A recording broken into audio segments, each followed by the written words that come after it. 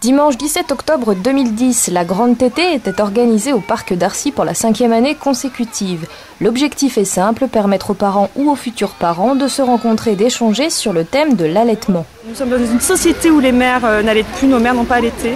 Donc les mamans ne savent plus mettre leur bébé au sein correctement, elles ont des crevasses, elles ne savent pas d'où ça vient.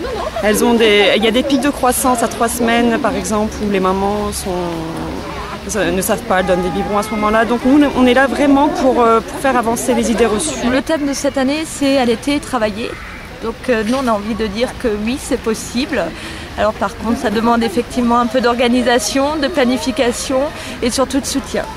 Les bénéfices de l'allaitement sont nombreux, aussi bien pour l'enfant que pour la maman. C'est vraiment un problème de santé publique, l'allaitement maternel. Donc il y a beaucoup moins d'épisodes de maladies ORL. Il y a 5 fois moins de gastro-entérite. Pour les mamans, c'est une prévention du cancer du sein. Le bénéfice, plus on allaite longtemps, plus il sera long. L'OMS recommande 6 mois d'allaitement exclusif et jusqu'à 2 ans avec diversification, voire plus.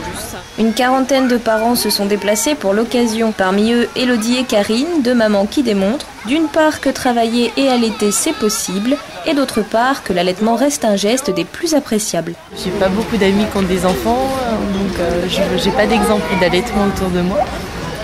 C'est sympa. Voilà, avoir les conseils et puis le vécu des autres mamans, je pense que c'est ça qui apporte le plus. J'ai entendu des réflexions genre « Ah non, moi je veux pas allaiter, ça va m'abîmer les seins. On fait pas ce choix-là pour avoir une belle silhouette. » Allaiter et travailler, c'est possible, mais ça dépend quand même du travail. Si c'est difficile de tirer son lait, donner pourquoi pas du lait artificiel la journée. Et puis quand on retrouve son enfant, les week-ends, le soir, le matin, lui donner le lait de la maman. C'est un grand partage avec son enfant. C'est vraiment beau, tout simplement.